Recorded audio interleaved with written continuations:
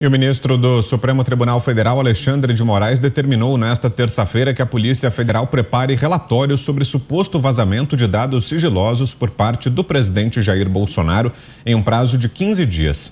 A decisão acontece 2 meses depois de a Procuradoria-Geral da República pedir o arquivamento da investigação. Já a Polícia Federal, sob comando nesse caso de Denise Ribeiro, informou anteriormente ter visto indícios de que o chefe do executivo cometeu crime ao divulgar supostos dados sigilosos de uma investigação sobre a segurança do sistema eleitoral.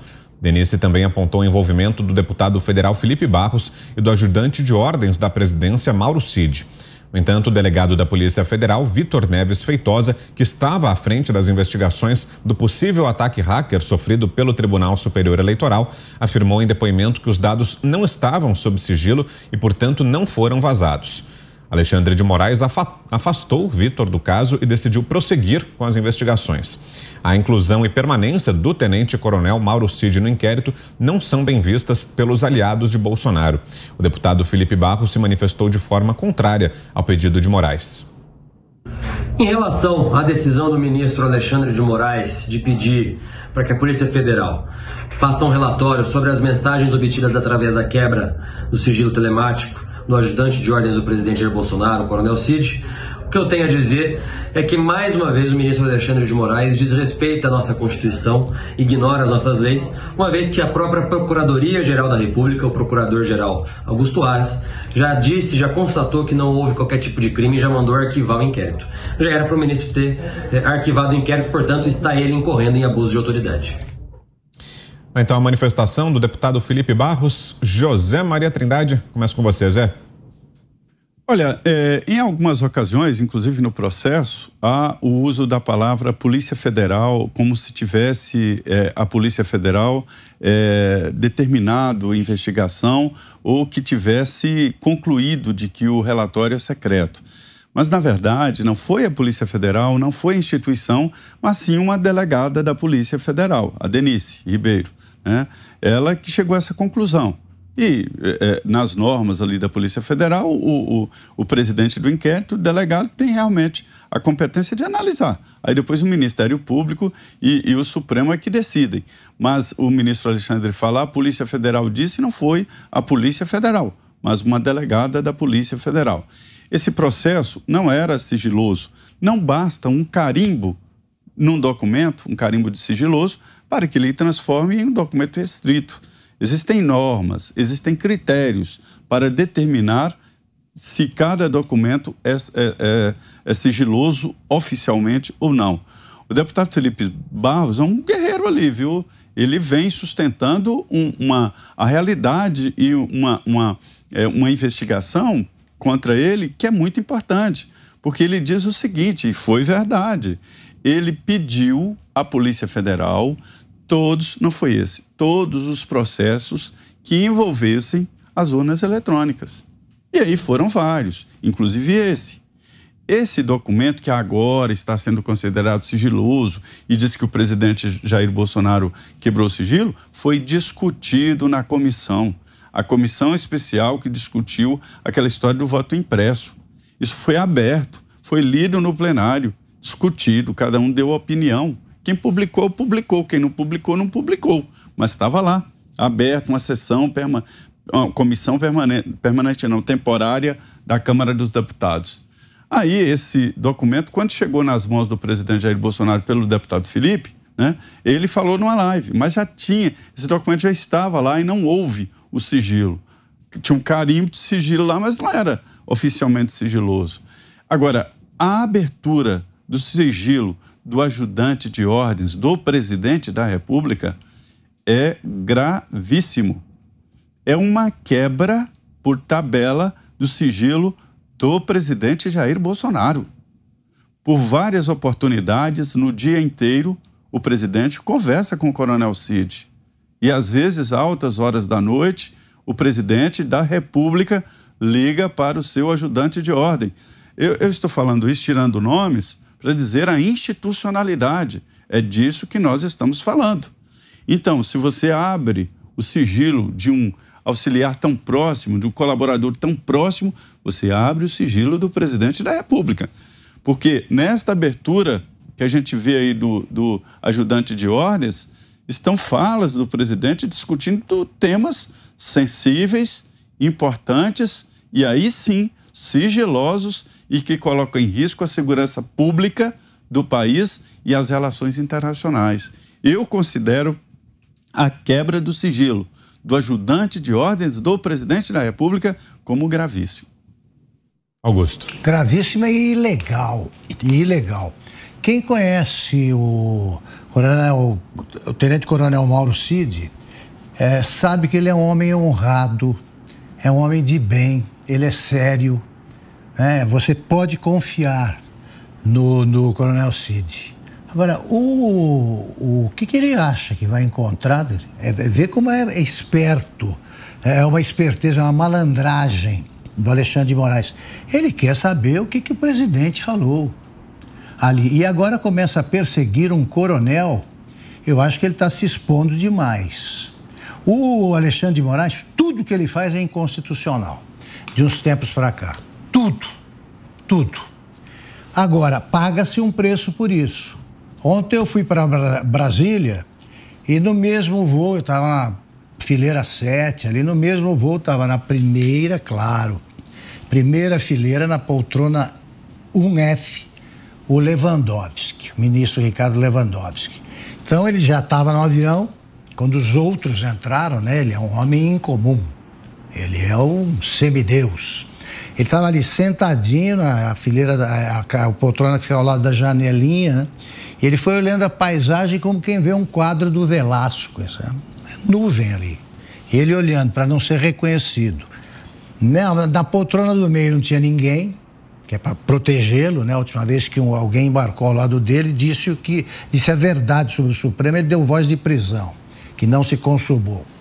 E um assessor na poltrona do corredor. Então, é um homem com medo de se expor. Agora, se ele está defendendo a democracia, se ele está impedindo que existam atos antidemocráticos, manifestações ilegais, ou que querem acabar com o Estado de Direito, por que ele não se expõe no corredor para ser aplaudido pelos demais passageiros? Ele não quer ser visto.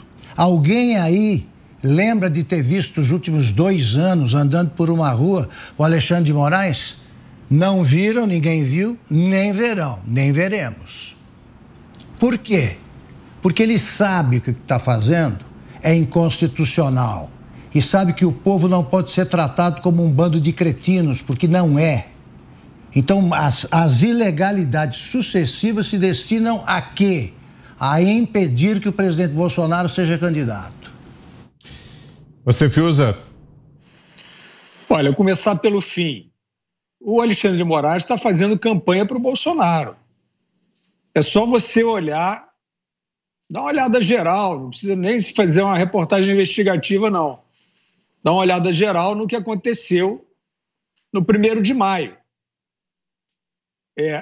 Boa parte das pessoas que saíram às ruas pacificamente, isso que o consórcio diz que é o Brasil dividido, né?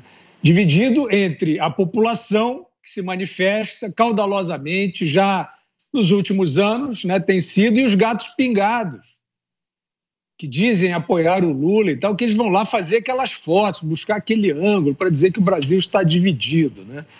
Pois bem, o que nós percebemos, Vitor, nas ruas, é uma indignação gigantesca com o ministro Alexandre de Moraes. Eu não estou aqui criando uma interpretação, não. O Alexandre de Moraes hoje é um personagem que o Brasil inteiro conhece, e o que nós vimos nas manifestações, que, volto a dizer, são pacíficas, não são manifestações de arreganhos, de ameaças e nem de insultos. São manifestações de repúdio ao que uma imensa parte da sociedade, essa que se manifesta, essa que é visível, porque tem uma outra que você nem sabe, está na pesquisa de intenção de voto, né, que aparece aí de repente, está numa manchete, mas você não sabe onde está fisicamente, nunca sabe, né? Então, a cada ação dessa do ministro Alexandre de Moraes, que é um ministro do Supremo que resolveu atropelar ostensivamente. Eu acho que ele chegou a essa conclusão, ele falou assim, eu vou aqui com mão de ferro, eu vou passar por cima. Porque quem manda prorrogar, né, quem estica uma investigação contra o presidente da República, em ano de eleição presidencial, esse presidente sendo, evidentemente, candidato à reeleição, a partir de uma tese de vazamento de um sigilo que não havia, é alguém que não está preocupado com a letra fria da lei e do direito. Ele está fazendo o que quer. E onde é que está o lastro, né, para que o atropelo que o ministro Alexandre de Moraes resolveu fazer? Está no consórcio, nas manchetes que tratam ele como um justiceiro contra o fascismo, inventaram essa história. Está no Congresso, nós acabamos de ver o presidente do Congresso Nacional em reunião com o presidente do STF, sem a presença do Poder Executivo, são dois poderes, não é isso? E, evidentemente, que o que nós vemos no restante da sociedade, que não desistiu da democracia, que não desistiu da lei, é um repúdio a isso, porque vê uma ação fora das quatro linhas, isso é dentro ou fora? É fora, né? Se você deixa de observar a lei, se você deixa de observar, né, a própria constatação da Polícia Federal e do Ministério Público, e você, por um ato de vontade, continua mandando investigar o presidente, você está fazendo política contra o presidente fora das quatro linhas. Aí a população vê, a população não quer que seja uma eleição nebulosa. E quem presidirá essa eleição, quem presidirá o Tribunal Superior Eleitoral na eleição, é esse mesmo ministro Alexandre de Moraes. Então é claro que ele se tornou uma figura popular, no mau sentido, entre aqueles que querem uma eleição limpa, que querem que as instituições continuem atuando e os seus representantes dentro das quatro linhas, e que estão achando que isso está desviante, não da parte do presidente da República, que vai levando todo esse, como é que se diz, todo esse handicap. Todo mundo que vê um ministro da Suprema Corte agindo dessa maneira e acha que essa maneira não é legal, vai evidentemente correr, porque quer liberdade, porque quer legalidade, àquele que ele está perseguindo, que hoje é o presidente da República. Você, Ana, temos 3 minutos. Bom, é inacreditável, né? Essas ilegalidades, elas seguem e o presidente do Senado continua calado. Quer dizer, calado não, fala em democracia, em toda aquela retórica ali, platitudes, mas isso aí que ele deveria se debruçar, essas inconstitucionalidades por parte desses ministros, nada, não há um pio. O pio que há entre Rodrigo Pacheco e ministro do STF é a portas fechadas, é escondido do público, depois ele tranca as redes sociais. Então, diante disso tudo que nós estamos vendo, senhor Rodrigo Pacheco, não é possível que o senhor não tenha absolutamente nada para falar. Eu puxei aqui do meu arquivo, Vitor, porque isso tudo vem muito daquela live do presidente Bolsonaro, sobre as urnas eletrônicas também. Então não custa nada, achei relevante ler aqui as aspas do relatório da Polícia Federal, que, a convite do TSE em 2016 para análise ali, né, das nossas urnas, escreveu o seguinte: não é possível auditar de forma satisfatória o processo entre a votação do eleitor e a contabilização de voto no boletim de urna.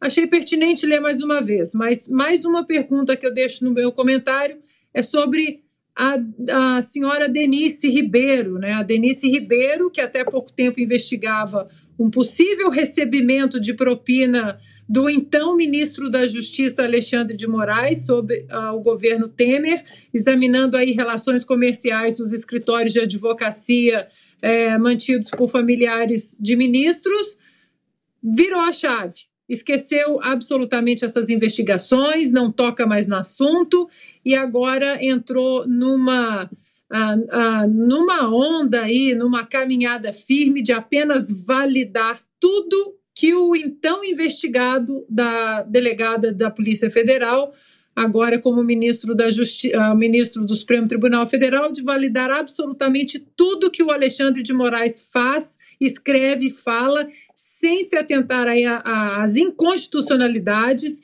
e às ilegalidades por parte do ministro. Então, duas perguntas. Onde está o senhor Pacheco? O senhor vai continuar vendo tudo isso e se escondendo aí no seu silêncio? E o que aconteceu com a delegada da Polícia Federal, a senhora Denise Ribeiro?